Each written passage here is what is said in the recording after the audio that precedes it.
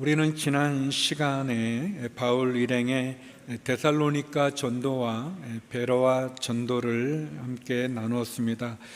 한 곳에서는 핍박과 거부가 있었지만 또 한 곳에서는 환대와 환영이 있었습니다. 그리고 그 과정을 통해서 하나님의 예비된 영혼들이 예수님을 믿고 구원을 얻는 것을 보았습니다. 계속해서 바울 일행은 멈출 수 없는 전도와 선교의 사명을 감당하고 있습니다. 오늘은 데살로니가 사람들의 핍박을 피해서 베레아에서 아테네로 몸을 피난 사도 바울의 복음의 전도의 내용이 나오고 있습니다. 철학과 문화, 예술, 신화의 중심지였던 아테네에서 바울은 회당에서 또 시장과 광장에서 예수님에 대한 복음을 전하고 있습니다. 본문을 통해 세 가지를 나누고자 합니다. 먼저 첫 번째는 바울이 느끼는 거룩한 분노입니다. 본문 16절, 17절 말씀을 같이 읽어보겠습니다. 시작.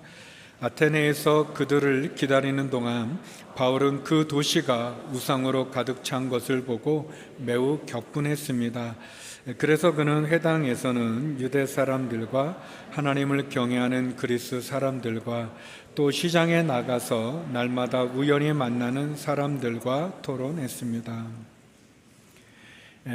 바울은 베레아에 있는 실라와 디모데를 기다리면서 아테네를 둘러보게 됐고 그 도시에 가득 찬 우상들을 보면서 마음의 거룩한 분노를 느꼈습니다. 당시 아테네는 철학과 문화, 예술 등 헬라 문명의 중심지였고 또 알렉산드리아와 다소와 함께 세계 3대 대학 도시 중에 하나였었습니다. 문화적인 가치나 예술적 가치가 뛰어난 건축물들과 조각들 그리고 신들을 섬기는 신전과 우상들이 가득했습니다.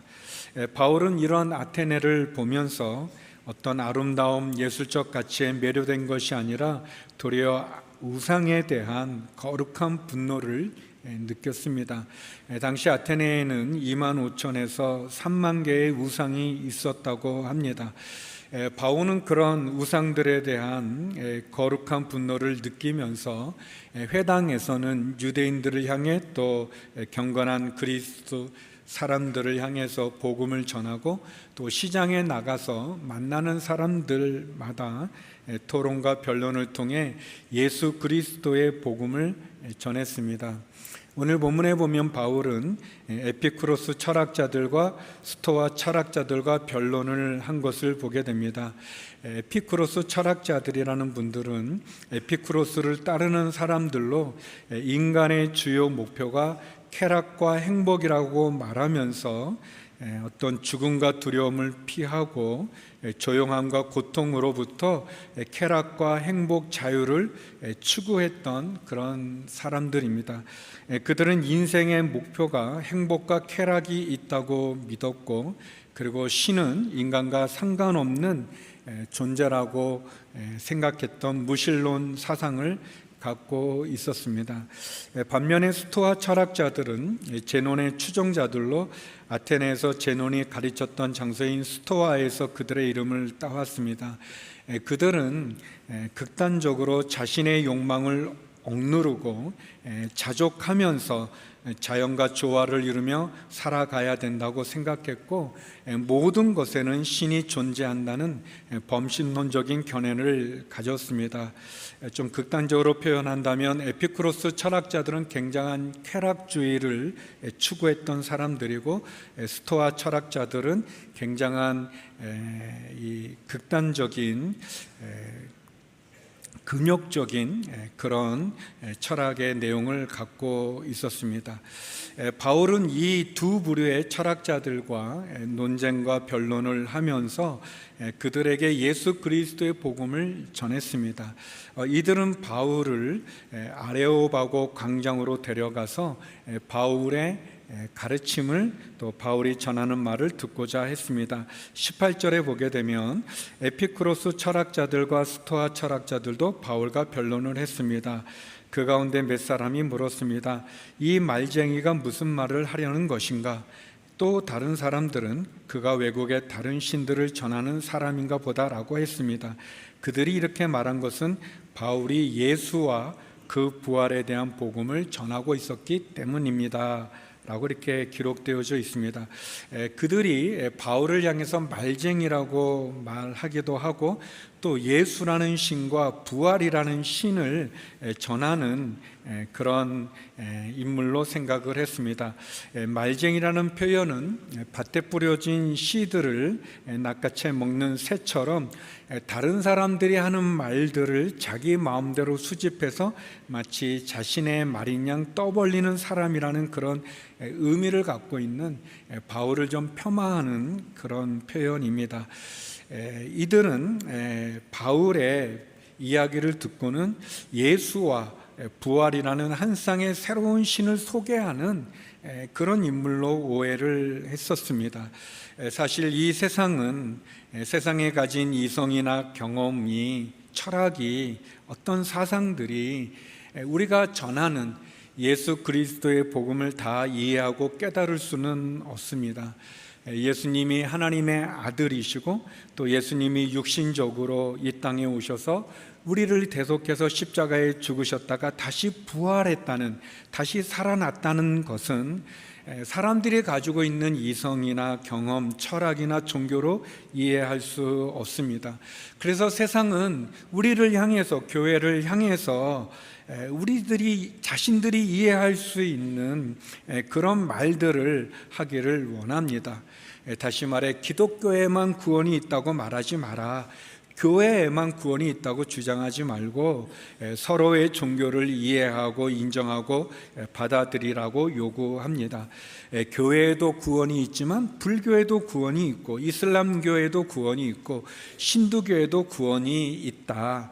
착하게 살고 윤리적으로 살면, 좋은 일을 하면 좀 더 나은 세상을 만들어 갈 수도 있고, 그리고 다음 세상에서 더 좋은 삶이 될 수 있다는, 그렇게 교회를 향해서 요구합니다.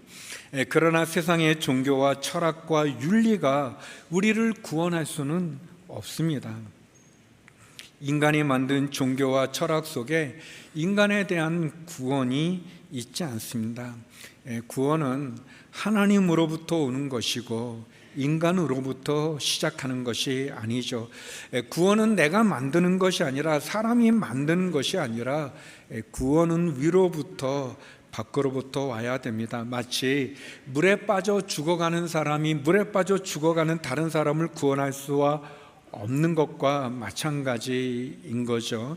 내가 잘하고 내가 노력해서 구원을 얻는 것이 아니라, 구원은 하나님이 보내신 예수 그리스도를 믿는 믿음으로만 구원을 얻을 수 있습니다. 나의 죄를 십자가에 대속하고 죽으시고 부활하신 그 예수님을 믿고 영접함으로 구원을 얻는 것입니다. 에피쿠로스 스토아 철학자들, 또 아테네 시민들은 바울이 전하는 이 복음을 이해하기도 어려웠고 받기도 어려웠습니다. 그러나 그들은 새로운 가르침에 대한 관심을 가지고 바울에게 아레오바고 광장에서 그가 전하는 내용을 듣게 됩니다. 두 번째, 그래서 오늘 본문은 바울의 아레오바고 광장의 설교를 우리가 보게 됩니다. 19절에서 20절 말씀인데요, 같이 한번 읽어보겠습니다. 시작. 그때 그들은 바울을 붙들어 아레오바고 광장으로 데려가 말했습니다. 당신이 소개하고 있는 이 새로운 가르침에 대해 우리가 알 수 있겠습니까? 당신이 우리 귀에 생소한 것들을 전하니 우리가 그 뜻을 좀 싶습니다. 아테네 철학자들과 시민들은 바울을 붙들어 아레오바고 광장으로 데려가서 바울의 가르침을 듣기를 원했습니다. 이 아레스의 언덕이라는 뜻을 가진 이 아레오바고 광장은 이 아고라의 남쪽, 그러니까 시장의 남쪽, 아크로폴리스 서쪽에 위치해 있었습니다. 이곳은 지도자들이, 의회원들이 회의를 열거나 또는 재판을 할 때 모였던 장소입니다. 이 철학자들과 시민들은 바울을 어떤 재판에 회부했다기보다는 바울이 전하는 새로운 가르침이 무엇인지를 알고자 했습니다. 그래서 이곳에서 바울은 하나님의 말씀을 전하게 되죠.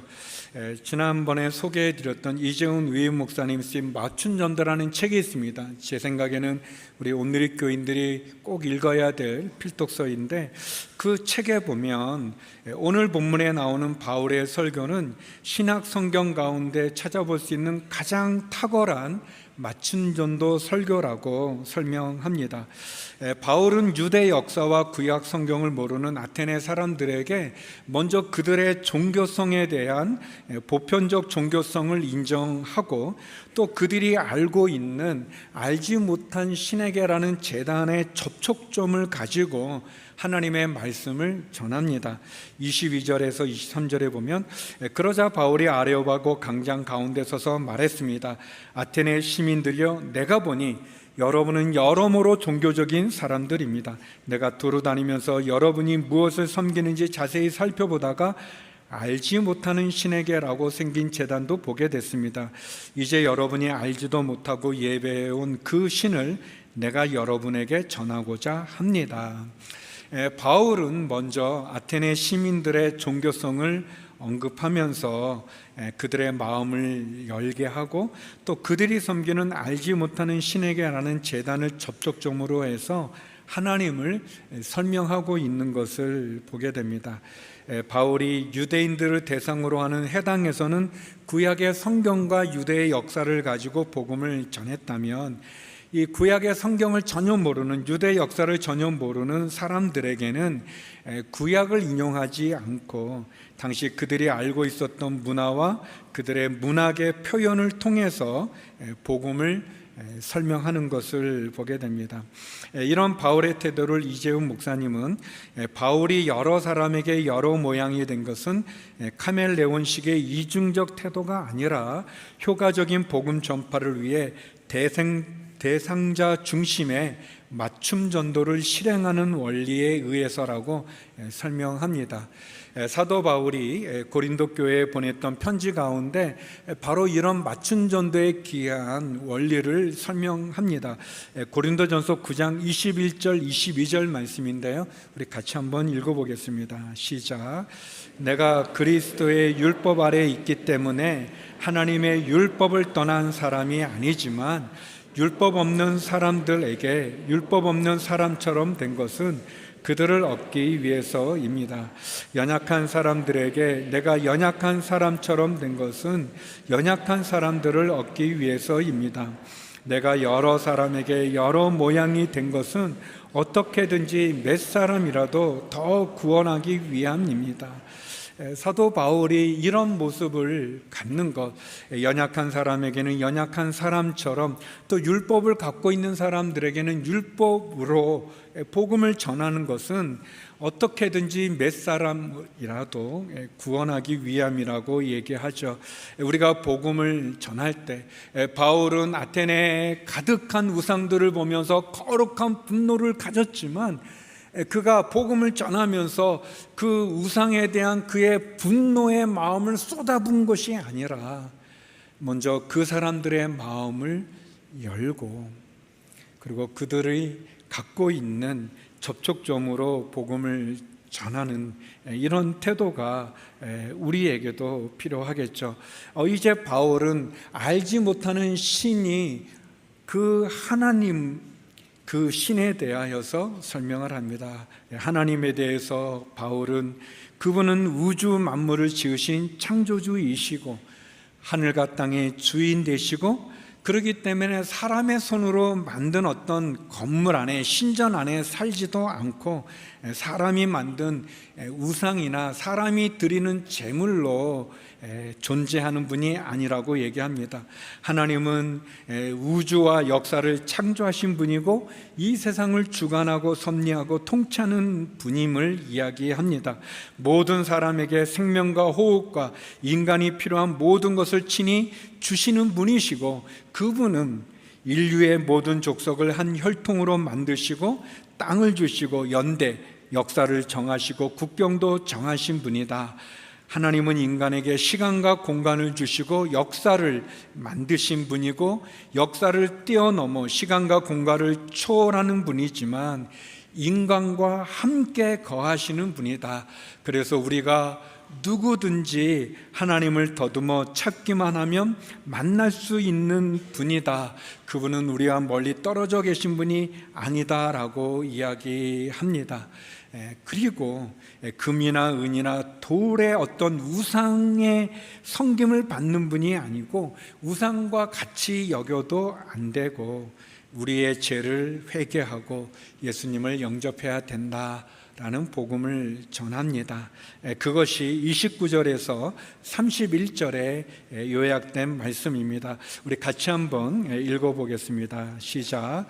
그러니 우리가 하나님의 자녀인 이상 하나님을 사람의 생각이나 기술로 금이나 은이나 돌에 새겨 만든 형상 따위로 생각해서는 안 됩니다. 알지 못했던 시대에는 하나님께서 그대로 내버려 두셨지만 이제는 어디서나 모든 사람에게 회개하라고 명령하십니다. 하나님께서는 자신이 세운 한 사람을 통해 세상을 공의로 심판할 날을 정하셨기 때문입니다. 하나님께서는 그를 죽은 사람들 가운데서 살리심으로 모든 사람에게 이 날에 대한 증거를 보이셨습니다. 바울은 하나님은 세상을 창조하신 분일 뿐 아니라 세상을 통치하시는 분이시고 사람의 손으로 지은 어떤 신전이나 어떤 우상에 거하는 분이 아니다. 사람이 드리는 제사나 받아먹고 사는 분이 아니다라는 사실을 이야기하면서 그 하나님께서 역사를 주관하시는 분이기 때문에 어떤 철학적인 관념적인 분이 아니다.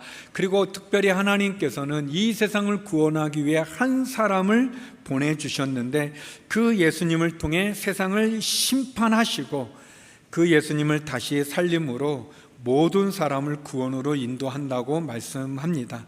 그래서 우상을 섬겼던 그 죄악을 회개하고 예수님을 믿으라고 선포합니다.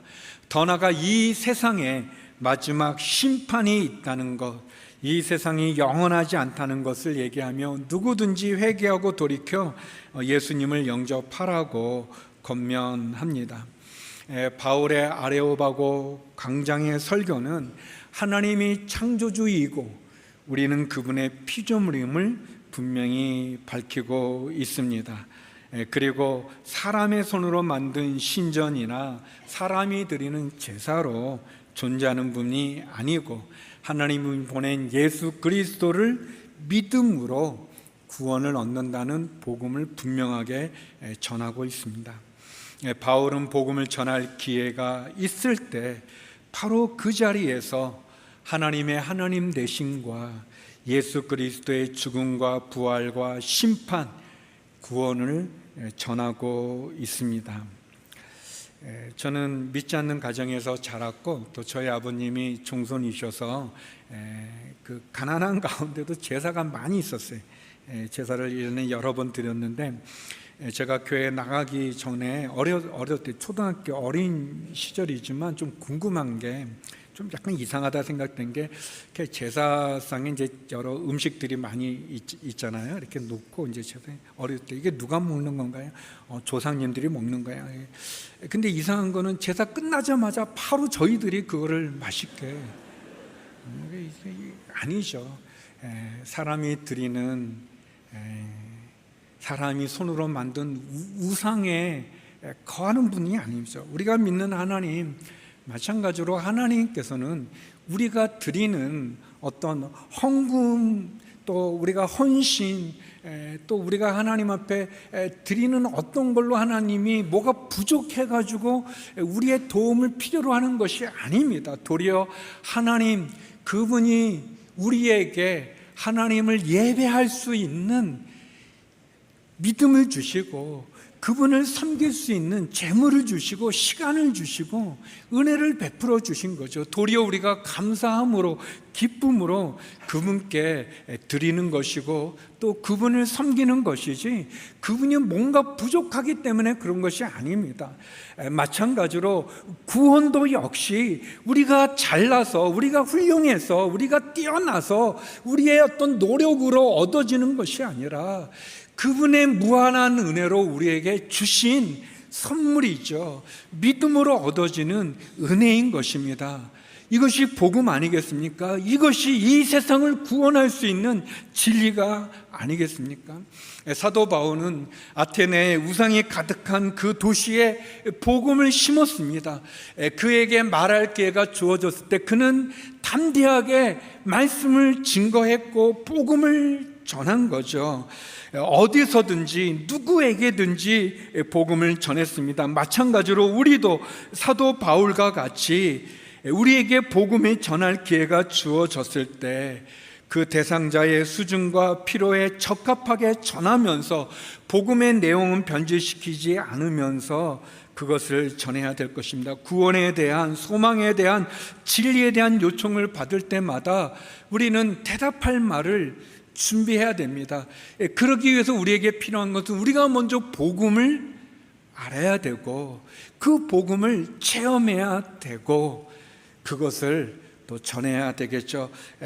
사도 베드로는 베드로전서 3장 15절에 이런 말씀을 합니다. 우리 같이 한번 읽어보겠습니다. 시작. 오직 여러분의 마음에 그리스도를 주로 삼아 거룩하게 하고 여러분이 가진 소망에 관한 이유를 묻는 모든 사람에게 대답할 것을 항상 준비하되. 사랑하는 성도 여러분, 우리가 소망에 관한 이유를 물을 때 진리를 알고자 할 때 잘 준비되어 있어 누구에게든지 어떤 상황에서든지 복음을 전할 수 있기를 주의 이름으로 축원합니다.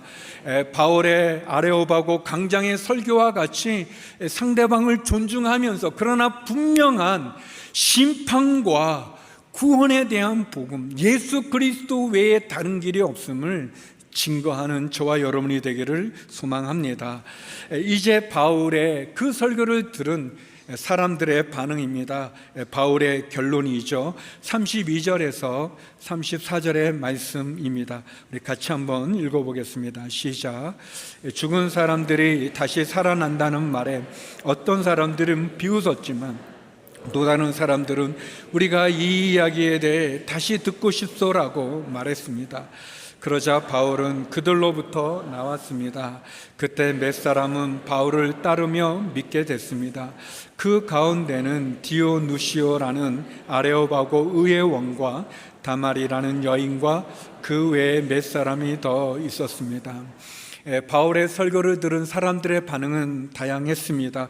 어떤 사람은 바울이 죽은 자의 부활을 이야기하니까 그것을 비난하고 또 비웃고 조롱하기도 하지만 또 어떤 사람들은 바울의 이야기를 더 듣고 싶은 관심을 보이기도 하고 그리고 또 어떤 분들은 바울의 그 복음을 따라 믿음을 갖고 신자가 된 사람도 있었습니다. 그 가운데는 아레오바고의 의회의원이었던 디오누시오라는 분과 또 다말이라는 여인과 몇 분이 계셨습니다. 우상이 질비한 아테네에 복음이 전해졌을 때 그 복음에 대한 여러 사람의 반응이 있지만 하나님이 예비한 그 영혼들이 있습니다. 그래서 바울의 전하는 복음을 듣고 회심한 분들이 있는 거죠. 아테네는 철학의 중심지였고 그리고 아는 체 하는 사람들이 많은 곳이고 우상이 가득 찬 곳이고 겉모습으로는 뛰어난 곳이었지만 사실 거기는 우상에 매이고 그리고 교만과 자만함으로 하나님을 배척하고 그리고 복음을 받아들이지 않는 곳이지만 그곳에서도 복음에 관심을 갖는 사람들과 창조주 하나님과 예수 그리스도의 십자가 죽음과 부활을 전했을 때 적은 수였지만 복음을 받아들인 성도들이 있었습니다. 그래서 복음은 어떤 상황에서도 전해져야 됩니다. 비록 아테네의 교회가 세워졌다는 기록은 없지만, 그러나 복음은 멈출 수 없고 중단될 수 없습니다. 우상의 도시에 복음이 전해지고, 그리고 무엇보다 전도의 열매를 맺게 되고, 바울은 아테네의 경험을 통해 로마를 보는 그런 은혜가 주어지게 됩니다. 문화와 예술, 철학의 요람지였던 아테네의 경험을 통해 바울은 당시 세계의 중심이었던 로마의 복음을 전해야 된다는 그런 놀라운 비전과 사명을 깨닫게 됩니다. 바울이 마게도냐 사람의 환상을 통해 마게도냐 지방을 가게 되고, 또 핍박을 통해 그리스 지방들을 옮겨가게 되고, 또 문화와 예술, 철학의 중심지인 아테네를 보면서 그는 세계 중심인 로마에도 복음을 전해야 된다는 귀한 비전을 갖게 되어집니다. 성도 여러분, 이렇게 복음을 전할 때 멈추지 않는 전도와 선교의 열정을 통해 하나님은 핍박과 어려움을 통해 점점 더 하나님의 계획이 펼쳐져 가는 것을 보게 됩니다. 사도행전 19장 21절에 보면, 이런 모든 일이 일어난 뒤 바울은 마게도냐와 아가야 지방을 거쳐 예루살렘으로 가기로 결심하고, 내가 예루살렘을 방문한 후에 반드시 로마도 꼭 볼 것이다 라고 말했습니다. 사랑하는 성도 여러분, 우리가 복음을 전하는 것, 어떠한 장소, 어떠한 시간, 어떠한 사람 제약 받을 수 없습니다. 멈출 수 없습니다. 우리가 복음을 전하는 이 사명은 주님이 오시는 그 날까지 증거해야 되는 우리에게 주어진 하나님의 사명이고, 그리고 은혜이죠. 우리가 먼저 받은 이 복음의 기쁨, 이 복음의 감격, 이 복음의 그 놀라운 은혜를 모르는 사람들에게 전해야 되는 것입니다. 여러분, 우리가 복음을 전할 때 안 믿을 것 같은 사람이 믿는 경우가 있지 않습니까? 우리가 복음을 전할 때 예상하지 못한 은혜가 우리 가운데 주어지는 것입니다. 마태복음 24장 13절 14절에 보면 언제 이 세상의 끝이 오는지를 우리에게 말씀해 주고 있습니다. 예수님이 하신 말씀입니다. 같이 한번 읽어보겠습니다. 그러나 끝까지 굳게 서 있는 사람은 구원을 얻을 것이다. 그리고 이 하늘나라 복음이 온 세상에 전파돼 모든 민족들에게 증언될 것이다. 그때서야 끝이 올 것이다. 하나님은 바울의 사역을 통해서 우상의 도시에도 복음이 증거되고 복음의 열매를 얻게 하셨습니다.